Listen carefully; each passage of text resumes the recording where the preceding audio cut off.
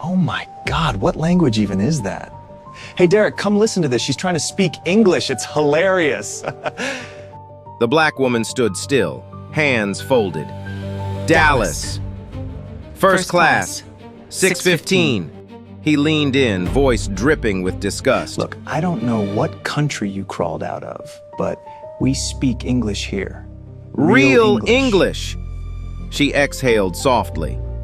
I speak English, sir. I'd like to check in. He laughed so hard his shoulders shook. Check in? First class? Those seats are white leather. You'd stain them just sitting down. Look at you. You look like you just crawled out of a dumpster. The economy is back that way, with the rest of the trash. He had no idea who she was, but he was about to find out. And when he did, the color drained from his face so fast you'd think he'd seen his own termination letter. Let's rewind. 2 hours before that moment at the counter. It was 6:45 on a Tuesday morning, early October. Hartsfield-Jackson Atlanta International Airport, the busiest airport in the United States, and on this particular morning, it was living up to its reputation. The domestic terminal was already humming. Rolling suitcases clattered across polished floors. Overhead, CNN murmured from a row of flat screens nobody was watching. The smell of Cinnabon drifted from the food court, warm, sweet, and completely at odds with what was about to happen.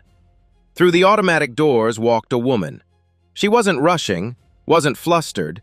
She moved through the crowd the way a river moves through stone, steady, unhurried, certain of where it was going. Her name was Willa Whitfield, 48 years old, black, 5'6". She wore a simple navy linen blazer, cream slacks, and flat shoes that had seen a few too many airport floors.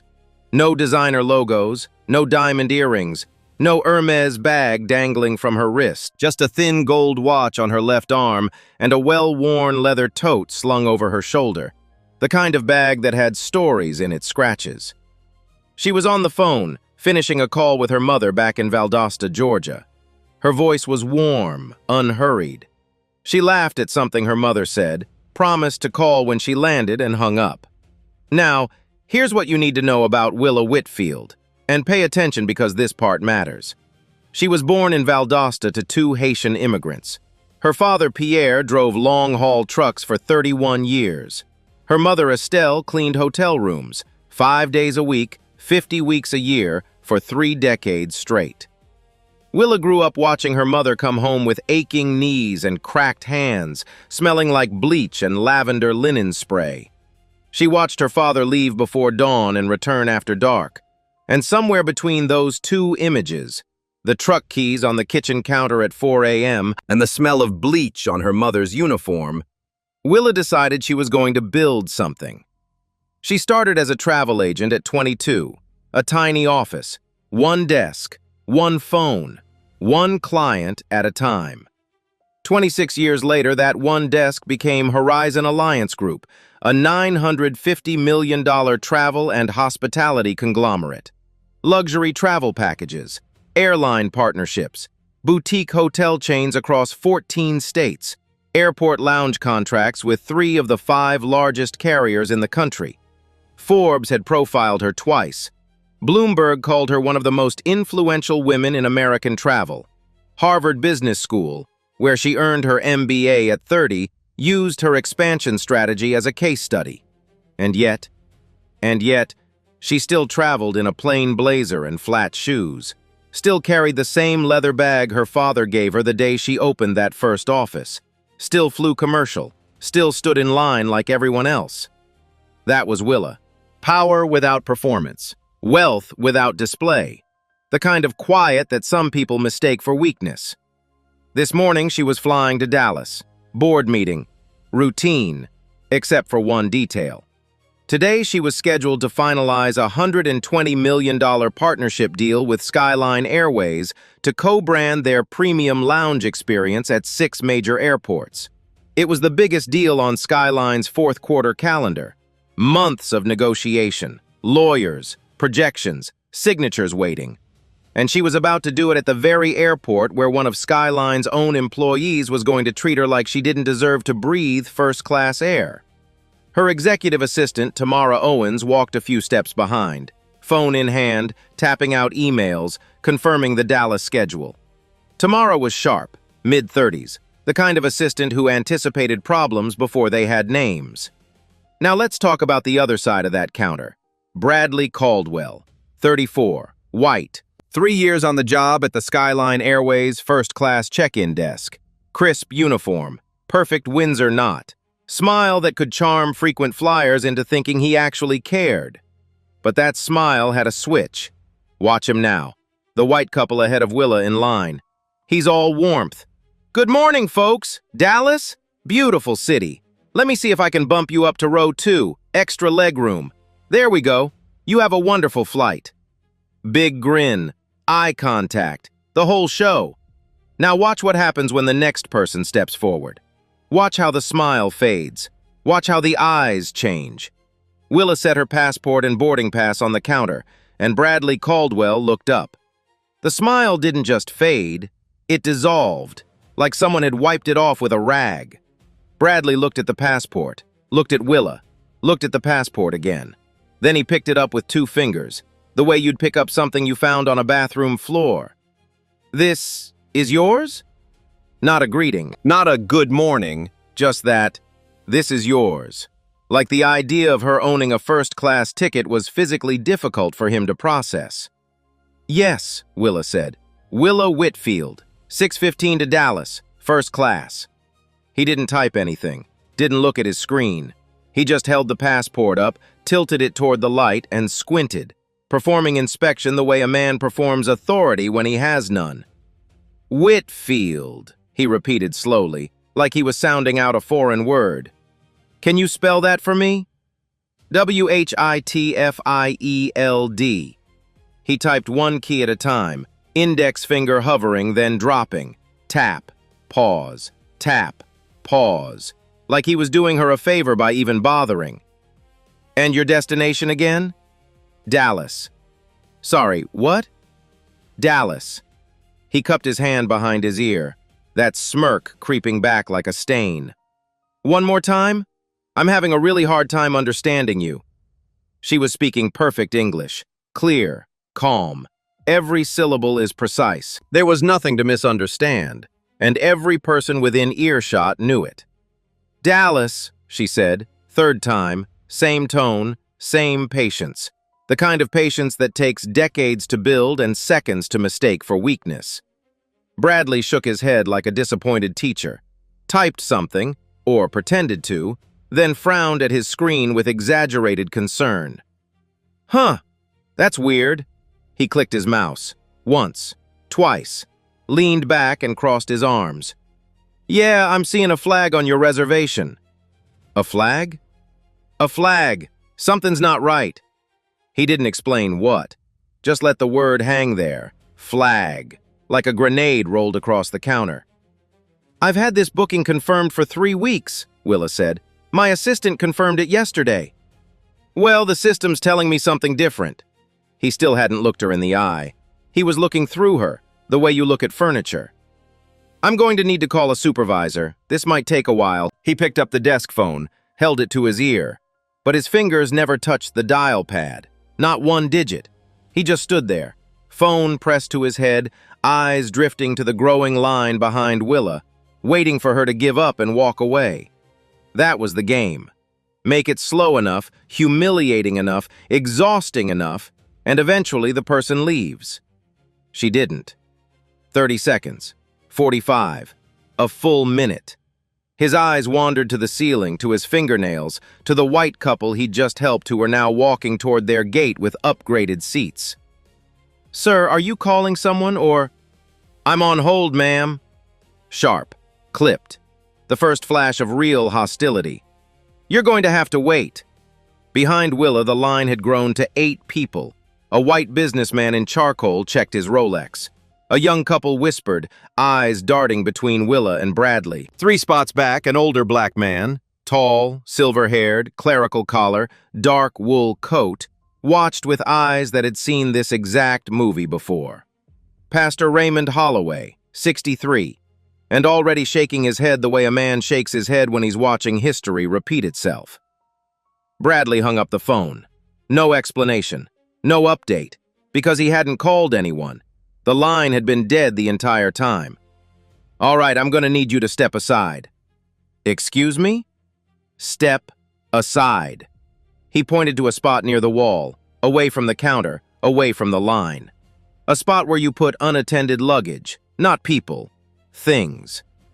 "I need to help the passengers behind you while we sort out your situation." The way he said the situation, like she was in the situation, like her presence was a spill that needed mopping. Willa didn't move, feet planted, shoulders level, hands resting on the counter with the stillness of a woman who had decided a long time ago that she would never be moved by someone who didn't deserve the power. "There's no situation," she said quietly. "I have a confirmed ticket. I have my passport. I've spelled my name. I've said my destination 3 times. I'd like to check in." Something flickered across Bradley's face. Not guilt, irritation. The deep, ugly irritation of a man who expected obedience and got dignity instead. "Ma'am, I'm going to ask you one more time. Is there a problem with Ms. Whitfield's reservation?" A new voice, calm, professional. Tamara Owens stepped forward. She'd been 6 feet away, watching every second with the precision of someone trained to catch what others miss. Now she was at the counter, badge lanyard from Horizon Alliance Group tucked inside her blazer, eyes locked on Bradley. He barely glanced at her. "And you are?" "Her executive assistant. I confirmed this reservation yesterday at 4:15. Seat 2A, flight 6:15 to Dallas. First class, paid in full. Is there an actual problem in your system, or is this something else?" She let that last word sit. Else. Not an accusation, an invitation. For Bradley to say out loud what everyone already knew. He didn't take it. His jaw tightened. 2 women now, neither backing down, neither raising their voice, neither giving him what he wanted. Submission, silence, retreat. "Ma'am," he said to Tamara, "this is between me and the passenger. Step back." "I'm not stepping anywhere. What is the flag on her reservation?" He didn't answer. Because there was no flag. There had never been a flag. No system error. No irregularity. The only flag in this interaction was the one Bradley Caldwell had planted right in the center of a woman's dignity. He turned away, reached for his radio, pressed the button. His voice dropped to that register men use when they want to sound official. "Yeah, this is Bradley at counter 14. I've got a disturbance up here. The passenger is being uncooperative, refusing to comply with verification. Possible document irregularity. Can I get security?" Disturbance. Uncooperative. Refusing to comply. Document irregularity. 4 lies. Each one is carefully chosen. Each one designed to transform a woman checking in for her flight into a suspect. Each word carrying the weight of a system that Bradley knew, from 3 years behind that counter, would believe him. Because it always had.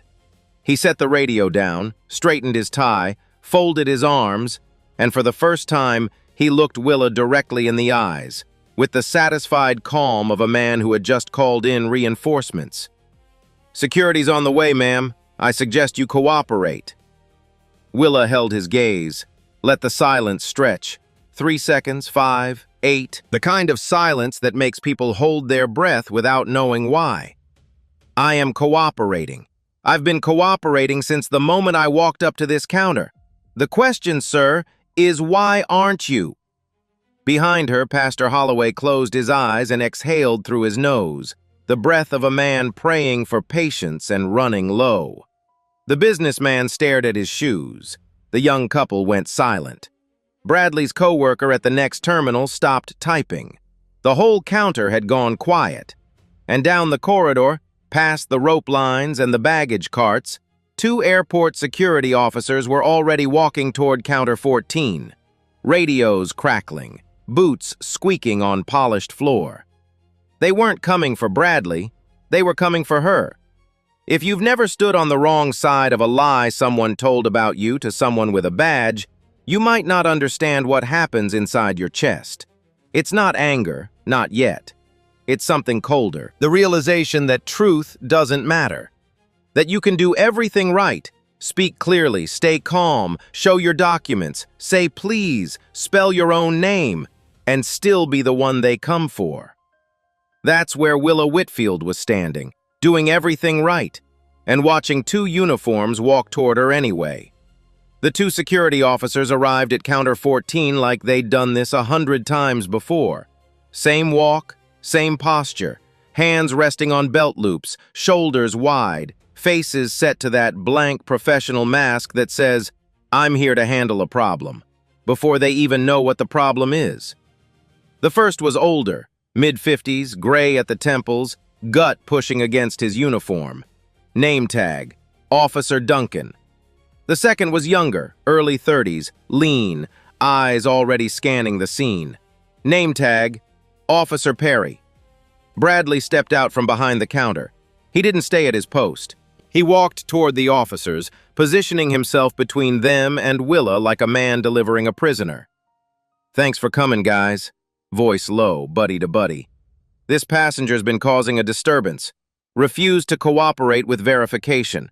Got aggressive when I asked her to wait. And honestly," he glanced at Willa, "I'm not sure those documents are legit." 4 sentences. Everyone lies. Said quickly, confidently, with just enough concern to sound reasonable. Officer Duncan looked past Bradley at Willa, then at Tamara, then back at Bradley. "She got physical?" "Not yet, but she refused to step aside. Got loud. Her friends started jumping in too." He nodded at Tamara. "I just don't want this to escalate." He didn't want this to escalate. The man who invented a fake flag, pretended to make a phone call, told her she'd stain the seats, and radioed in a false report. He didn't want this to escalate. Officer Duncan approached Willa. "Ma'am, can I see your identification and boarding documents?" She handed them over without a word, both sitting right there on the counter where they'd been for 10 minutes. He flipped the passport open, compared the photo, scanned the boarding pass. Everything matched. Everything is valid. Everything exactly what Willa had been saying since the moment she walked up. But Duncan didn't hand them back. "Ma'am, do you mind if we take a look at your carry-on?" "Why?" "Just routine, given the situation." There it was again. The situation. The one that didn't exist until Bradley created it. Willa looked at her leather tote, the bag her father gave her 26 years ago. She looked at the officers. She looked at the passengers watching, some with pity, some with curiosity, a few with phones already raised. "Go ahead," she said. Officer Perry lifted the bag onto the counter, unzipped it, and then, item by item, in full view of every passenger in that first-class line, he began removing her belongings. Reading glasses in a soft case, set on the counter. A hardcover novel, set on the counter. A bottle of multivitamins, set on the counter. A silk scarf, deep burgundy, folded neatly, set on the counter. A leather portfolio with board meeting documents, set on the counter. A small zippered pouch, lip balm, hand cream, travel perfume, set on the counter. Every item pulled out with gloved hands and placed on display like evidence in a crime that never happened. Her reading, her health, her work, spread across a public counter for strangers to judge. Bradley stood 3 feet behind the officers, arms crossed, chin raised, smirking. He leaned toward his coworker Derek, who had been silent this entire time. "You'd think people would learn to have their paperwork straight before showing up to first class." Loud enough for the line, loud enough for Willa. "Some people just don't get how things work." Derek said nothing. His hands had stopped moving on the keyboard. Willa stood with her hands clasped, still, composed. But if you looked closely, really closely, you'd see it. The slight tremble in her right hand. The jaw set so tight the muscles in her neck went rigid. The single, long breath pulled through her nose, held for 3 counts, released through barely parted lips. This wasn't her first time. That was the worst part. This was a woman who'd sat across from senators and Fortune 500 boards, who'd negotiated deals worth hundreds of millions. And here she was, watching a man in a clip-on tie lay out her vitamins on a counter and call it protocol. I've been standing right here the entire time. A deep voice from the line, slow, steady, the kind of voice that fills a room without rising. Pastor Raymond Holloway stepped forward, didn't rush, didn't push, simply stepped out of line and stood where everyone could see him. I watched this woman walk up to that counter. I watched her hand over her passport. I watched her answer every question calmly. She hasn't raised her voice, hasn't made a single aggressive gesture. She hasn't done one thing wrong. He looked at Bradley. Not one thing, and you know it. Bradley's smirk vanished for 1 second, then came back harder. Sir, stay out of this, unless you want to be next. Next for what? Holloway said. Checking in while black? A ripple through the line. The young woman with the backpack raised her phone higher. Live streaming. The red dot pulsed. 15 viewers, then 50, then 200. Officer Duncan turned toward Holloway. Sir, please step back into line. I'll step back when you hand that woman her passport and let her catch her flight. Everything she told you is right there in your hands. Duncan hesitated. He looked at the passport, the boarding pass, reached over and tapped Bradley's keyboard himself, and what he saw made him pause. Nothing. No flag, no hold, no irregularity. A clean reservation confirmed and paid. Before Duncan could speak, a new voice cut through. What's going on here?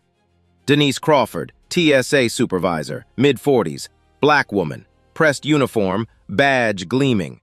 She'd been alerted by the commotion and walked in from the checkpoint with the stride of someone who didn't tolerate messes. She took Duncan aside. He showed her the documents. She looked at the screen. Her expression didn't change, but her eyes did. Something cold, something sharp. She turned to Willa. Ma'am, your documents are completely in order. No flag, no issue. You're free to check in and proceed to your gate. She looked at the officers. Put her things back, now! Then she looked at Bradley. You! Don't move! For the first time, something cracked behind Bradley's eyes. Not guilt, fear. The fear of a man who realizes the performance is over and the lights just turned on him. But he wasn't done. I have authority at this counter, he said, voice rising. I made a judgment call. If there's a problem, I want to speak to my supervisor. Not, he gestured at Denise. Not her. Not her. Everyone heard it. Everyone understood what it meant. Denise didn't blink. Call your supervisor, I'll wait. Bradley dialed. This time for real. 3 rings. Greg, it's Bradley, counter 14. I need you here, now. 2 minutes later, Greg Sullivan appeared. Terminal manager, mid-50s, white, rumpled blazer, coffee in hand, reading glasses on his forehead. He looked like a man interrupted from something he considered more important. What's the problem, Bradley? This passenger, pointing at Willa, has been causing issues. I flagged her reservation, called security, and followed protocol. And now she, pointing at Denise, is overriding my authority. Greg looked at Willa, then Denise, then the line of passengers, half holding phones. He sipped his coffee. All right, let's just sort this out. Everyone calm down. Everyone calms down. The 4 most useless words in the English language, spoken by a man who brought a napkin to a fire. He turned to Willa, not to apologize, not to fix anything, to manage her. Ma'am, I understand this has been frustrating. How about we rebook you on the next flight, get you a lounge pass, and I don't need a later flight. I need to check in for the flight I paid for. I understand, but given the circumstances, maybe it's best for everyone if we... The circumstances are that your employee lied. Your system has no flag. Your officers searched my bag for nothing, and now you're asking me to leave. Greg opened his mouth, closed it, sipped his coffee again, the reflex of a man who had nothing to say and knew it. Ma'am, I'm trying to offer you a solution. A solution to what? I didn't create this problem. He did. She looked at Bradley, then back at Greg. And now you want to reward him by removing me? That's not a solution, sir. That's a cover-up. The line was dead silent. 14 passengers, not one sound. Even the toddler in his mother's arms had gone still, tiny fingers gripping her collar, wide eyes watching like he could feel the weight of what was happening even if he couldn't name it. Greg shifted his weight, looked at Bradley, looked at Denise, looked at the phones pointed at him from every angle. He was trapped, and he was just now realizing it. Willa reached into her blazer pocket. She pulled out her phone, and she made one call. She didn't dial with urgency, didn't fumble, didn't make a show of it. She simply tapped one number, a saved contact, and held the phone to her ear the way a woman holds a glass of water. Calm, natural, like she'd made this call 1,000 times. 2 rings. "This is Willa Whitfield. I need to speak with Richard Ashmore." "Yes, now please." Richard Ashmore, Chief Executive Officer of Skyline Airways. She said it the way you'd say pass the salt. No drama, no venom, just a name dropped onto the polished airport floor like a boulder into a still pond. Greg Sullivan heard it first. He was standing 4 feet away, coffee cup frozen halfway to his lips. His head turned slowly, the way a deer turns when it hears a branch snap in the dark. "I'm sorry. Who did you just—" Willa held up one finger. Not rude, just, "Wait. Richard, it's Willa. I'm at Hartsfield-Jackson right now. Your terminal, your airline, your first-class counter." A pause. She listened. Then, "No, I'm not in the lounge. I'm standing at check-in counter 14, where one of your employees just called my English broken garbage, told me I'd stain your first-class seats, called me trash, had security search my bag in front of 50 passengers, and your terminal manager is currently trying to rebook me on a later flight to make the whole thing disappear." Silence on the other end. Then she said, "Yes, I'll hold." She lowered the phone slightly, not to hang up, just to wait. Greg Sullivan's face had gone from pink to gray. The coffee cup was shaking in his hand, a fine, visible tremor that he tried to stop by pressing the cup against his thigh. It didn't work. He pulled out his own phone, typed with one thumb, frantic, Googled 2 words, Willa Whitfield. The results loaded in under a second. Forbes. Willa Whitfield, the woman behind the $950 million travel empire reshaping American hospitality. Bloomberg. Horizon Alliance Group CEO among most influential figures in U.S. travel industry. Travel plus leisure. 50 most powerful women in travel. Number 4. Willa Whitfield, founder and CEO, Horizon Alliance Group. He scrolled. Every result is worse than the last. Board memberships, keynote speeches, Senate testimony on travel industry standards, a photo of her shaking hands with the Secretary of Commerce. And then, the one that made his knees nearly buckle. Skyline Airways corporate press release, dated 6 weeks ago. Skyline Airways announces $120 million premium lounge partnership with Horizon Alliance Group.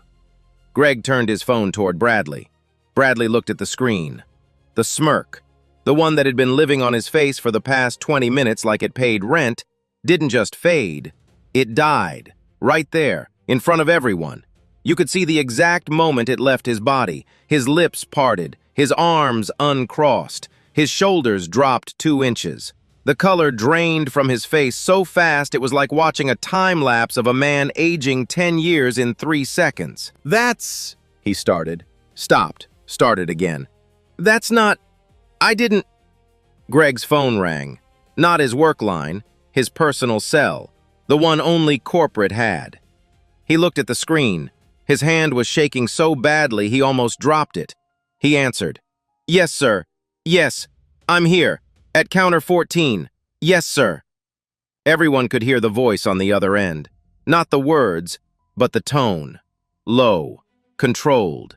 The kind of quiet that's louder than shouting. The kind of calm that means someone is about to lose everything. "I understand, sir. Yes, she's right here. Yes, I understand." Greg lowered the phone. His face was wet, not tears, sweat. The cold, prickling sweat of a man who just realized that the woman he tried to rebook onto a later flight holds the contract that funds 30% of his airline's premium infrastructure budget. He looked at Bradley, and for the first time, his voice wasn't smooth, wasn't managerial, it was raw. "Do you have any idea what you've done?" Bradley opened his mouth. Nothing came out. He looked at Willa, then at Greg, then at the passengers. A wall of raised phones, every screen pointed at him like a firing squad of glass and light. I was following procedure. I didn't know. I couldn't have..." "You couldn't have what?" Greg's voice cracked. "You couldn't have treated a passenger with basic human decency? You needed to know her net worth first?" Willa lowered her phone. The call was over. She looked at Bradley, not with rage, not with triumph, with something worse, something that would sit in his chest for years. Pity. "You didn't know who I was," she said quietly. "That's not the problem. The problem is that it mattered. The problem is that if I were just a woman, just a regular woman with a first-class ticket and an accent you didn't like, you would have gotten away with this, and you know it." The terminal was silent. Not quiet, silent. The hum of rolling suitcases had stopped. The CNN screens murmured to no one. Even the Cinnabon smell seemed to pause. Pastor Holloway, still standing where he'd been, arms folded, shook his head one final time. "Lord have mercy, son. You picked the wrong woman today." Bradley Caldwell stood in the middle of Hartsfield-Jackson Atlanta International Airport, the busiest airport in the United States, surrounded by cameras, witnesses, a TSA supervisor, his own manager, and the CEO of a $950 million company he had just called trash, and he had nowhere to go. Bradley's mouth moved before his brain could stop it. Ma'am, I am so sorry. I didn't realize. I had no idea you were..." "You had no idea I was what?" Willa's voice was still quiet, still steady, but the question landed like a blade laid flat on a table. "You had no idea I was someone important. Is that what you're saying? That if I were just a woman, just a regular passenger with an accent you didn't recognize, this would have been fine?" Bradley blinked. His mouth opened, closed, opened again. "No, that's not... I treat every passenger the same. You were just what?" Tamara stepped forward, phone in hand, screen facing him. "Because I have the last 22 minutes recorded, every word. You want me to play it back? We can start with broken garbage, or maybe crawled out of a dumpster. Which one sounds like you treat everyone the same?" Bradley's face went from pale to green. He turned to Greg, desperate now, grabbing for a lifeline. "Greg, come on, you know me. 3 years I've worked at this counter, 3 years without a single..."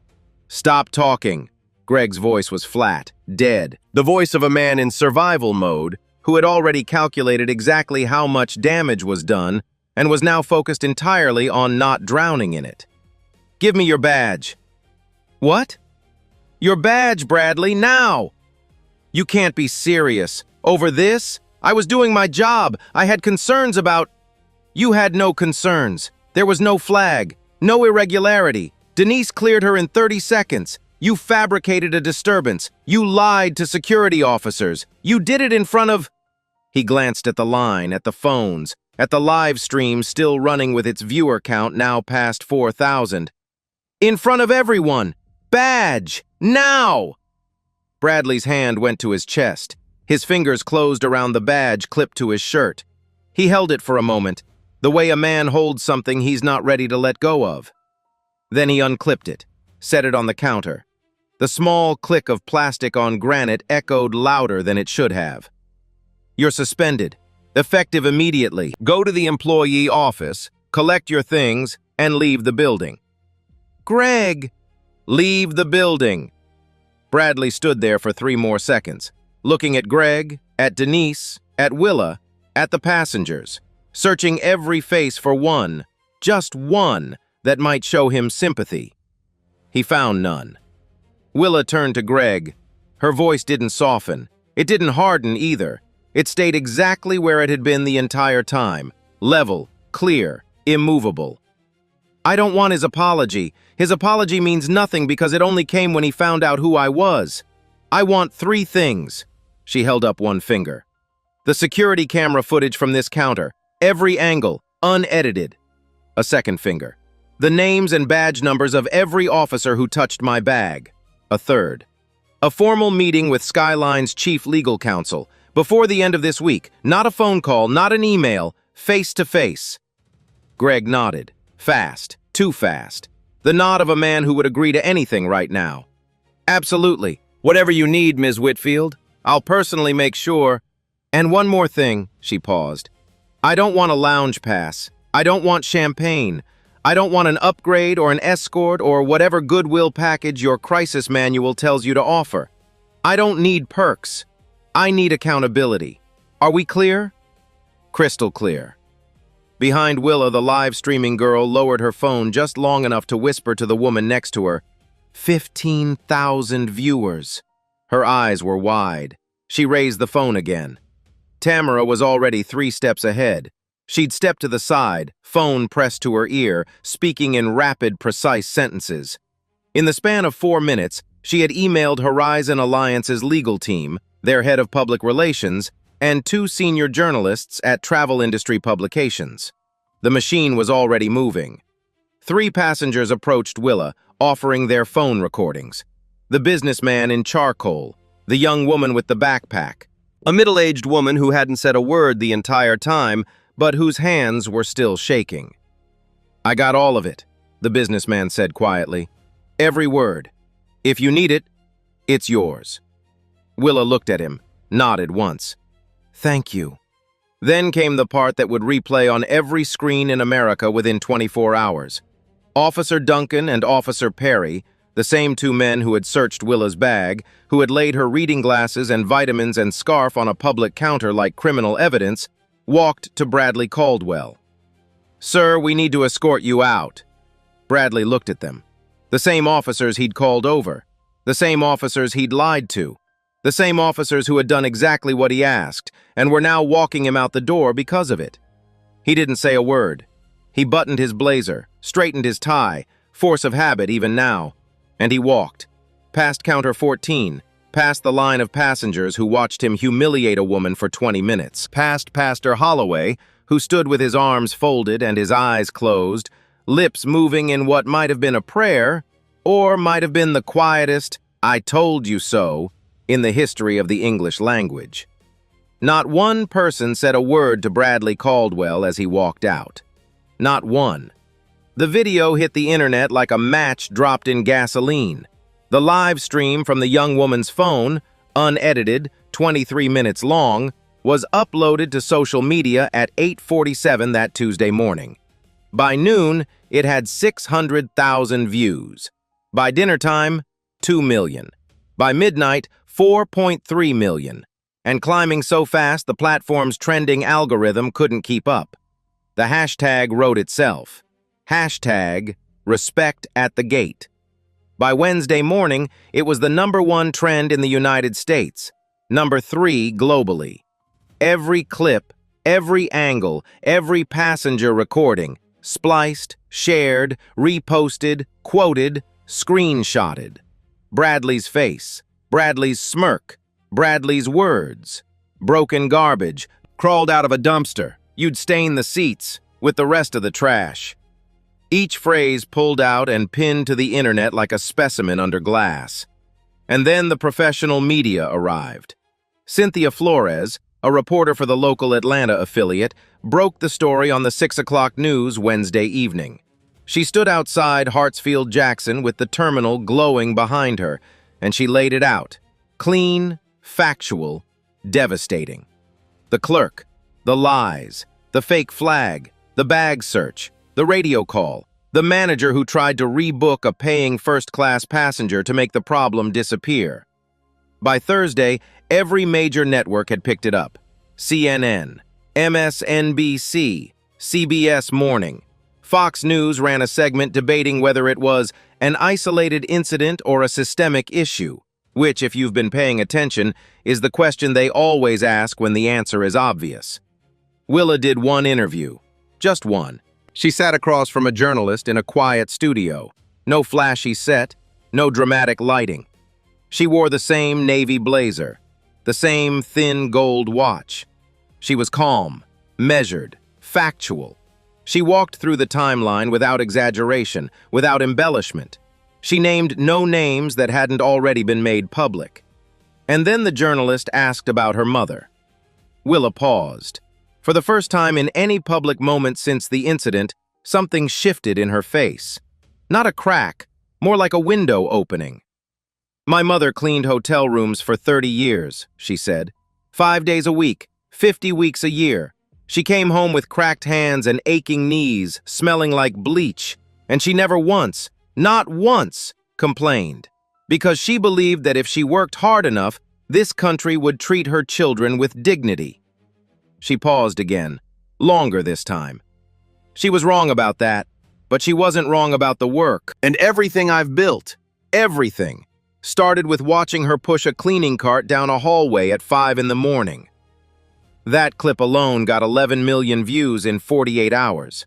Now, the corporate fallout. Skyline Airways issued a public statement Wednesday afternoon. The usual language. "We are deeply troubled by the incident. We do not tolerate discrimination of any kind. We are conducting a thorough internal investigation. We apologize to Ms. Whitfield and all affected parties." Willa's legal team responded within the hour. 2 sentences. "This statement is insufficient and performative. We will be evaluating all options." Thursday morning, Willa made her move. Horizon Alliance Group issued a press release announcing the immediate suspension of the $120 million premium lounge partnership with Skyline Airways, pending a full civil rights compliance review of the airline's customer service training, hiring practices, and internal complaint protocols. The stock market reacted before lunch. Skyline's share price dropped 2.3% in a single trading session.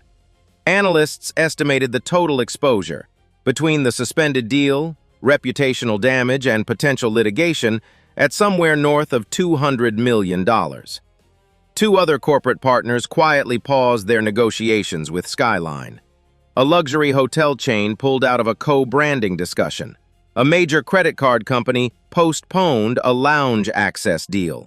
Nobody used the word "because" in their public statements. They didn't need to. Everyone knew. Then came the internal investigation, and this is where it got ugly. Skyline's compliance team pulled Bradley Caldwell's employee file. What they found wasn't a surprise to anyone who'd been paying attention, but it was a surprise to everyone who hadn't. 14 complaints. 14. Filed over 3 years by passengers of color. Black, Latino, South Asian. 14 separate incidents of rude, dismissive, or discriminatory behavior at the first-class counter.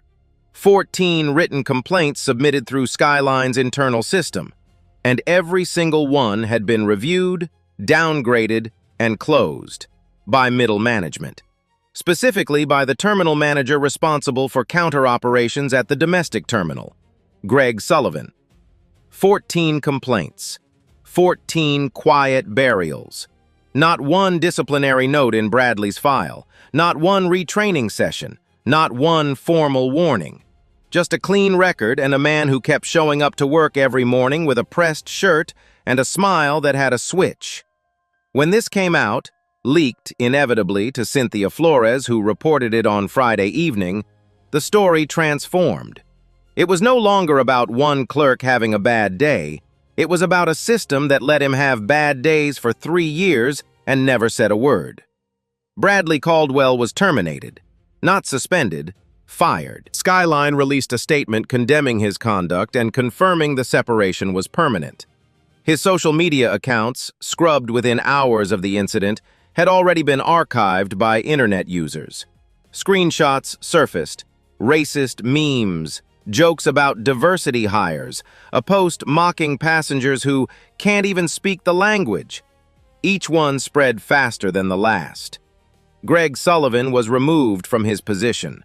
Skyline called it a reassignment. The press called it what it was. A demotion so steep it might as well have been a firing. Within 2 weeks, he would quietly resign. No public statement, no farewell, just an empty desk and a name that HR preferred not to mention. Willa filed a formal civil rights complaint with the Department of Transportation. Her attorneys filed a separate personal lawsuit against Skyline Airways. Discrimination, public humiliation, emotional distress, and systemic failure to address documented patterns of racial bias. The airline settled. The exact amount was not disclosed, but sources familiar with the negotiation described it as substantial. As part of the settlement, Skyline agreed to 3 conditions: mandatory bias and de-escalation training for all customer-facing employees, a third-party civil rights audit conducted annually for the next 5 years, and the creation of a passenger advocacy hotline, independent of airline management, for reporting discrimination in real time. Willa donated her entire personal settlement to a new foundation, the Estelle Whitfield Scholarship Fund, named after her mother, providing full educational scholarships to children of immigrant hospitality workers. And then, Congress called. A Senate subcommittee on Transportation and Consumer Protection cited the incident during hearings on racial discrimination in the American travel industry. They played the video, all 23 minutes, on the Senate floor. Willa Whitfield was invited to testify. She accepted. 6 months later, a Tuesday morning, early October. The air had that same autumn crispness, cool enough for a blazer, warm enough for open windows somewhere in Valdosta, Georgia, where Estelle Whitfield was probably already awake, folding laundry, waiting for her daughter to call. Willa Whitfield walked through the automatic doors of Hartsfield-Jackson Atlanta International Airport. Same terminal, same polished floors, same hum of rolling suitcases and murmur of CNN from overhead screens, and the smell of Cinnabon drifting from the food court like nothing had ever happened. But things had happened, and the evidence was everywhere, if you knew where to look. At the Skyline Airways first-class check-in counter, a small sign had been added to the wall behind the desk. Framed, professional. It read, "Every passenger deserves dignity. Skyline Airways is committed to equitable service for all." Next to it, a printed QR code linking to the new passenger advocacy hotline, the one Willa's legal team had negotiated into existence. Behind the counter, a young woman was working the first-class desk. Mid-20s, black, natural hair pulled back, pressed uniform, name tag gleaming. She was helping an elderly couple with their boarding passes, smiling, patient, warm. The kind of warm that isn't performed, the kind that comes from someone who knows what it means to be on the other side of that counter. Willa slowed as she passed. She didn't stop, didn't announce herself, didn't need to. But the young clerk looked up, just for a second, and their eyes met. A nod, small, quiet. The kind of nod that carries more than words ever could. The kind that says, "I know what this counter used to be, and I know what it is now." Willa nodded back. Then she kept walking, leather tote over her shoulder, flat shoes on polished floor, thin gold watch catching the fluorescent light. She had a flight to catch. Board meeting in Chicago this time. Horizon Alliance Group had renegotiated the Skyline partnership, with new civil rights compliance clauses written into every page of the contract. Revenue was up 12%, not because of the scandal, because of what came after. Because customers noticed when a company stood for something real, and they remembered when a woman refused to move. Behind her, somewhere in this airport, in some break room she'd never see, a new training module was being completed by Skyline employees. Mandatory, 8 hours, covering implicit bias, de-escalation, cultural competency, and the legal consequences of discriminatory conduct. The third-party auditors had already completed their first review. Complaints from passengers of color had dropped 40% in 6 months. Bradley Caldwell was gone. Not just from Skyline, from the industry. No airline would touch him. No hospitality company would return his calls. Last anyone heard, he'd left Atlanta. No public statement. No interview. No apology tour. Just silence. The kind of silence that follows a man who burned down his own house and has nowhere left to stand. Greg Sullivan had resigned 3 weeks after the incident, quietly. No farewell party, no LinkedIn post about exciting new chapters. just a box of desk items and a parking pass that stopped working on a Friday afternoon. Pastor Raymond Holloway, the man who stepped out of line when no one else would, had been recognized by the NAACP for bystander courage. He now spoke at churches and community centers across Georgia, telling the story of what he saw at Counter 14. "Speaking up isn't comfortable," he'd say, adjusting his clerical collar. "It's not supposed to be, but silence is worse. Silence is always worse." Denise Crawford, the TSA supervisor who cleared Willa's documents and shut down Bradley's performance in under 30 seconds, had been promoted to regional TSA director. Her professionalism during the incident was cited in her evaluation. She never gave an interview, didn't need to. Her work spoke. And the Estelle Whitfield Scholarship Fund, funded by Willa's settlement, had already awarded its first 12 scholarships. 12 children of immigrant hotel cleaners, airport janitors, and kitchen workers. 12 acceptance letters. 12 futures cracked open like dawn through a window. Willa didn't talk about the incident much anymore. When asked, she'd say the same thing she said in her Senate testimony. The line that got printed on protest signs and quoted in editorials and tattooed, reportedly, on at least one stranger's forearm. Respect doesn't have a dress code. It doesn't have a tax bracket. It doesn't have an accent. And the people who forget that, sooner or later, life has a way of reminding them.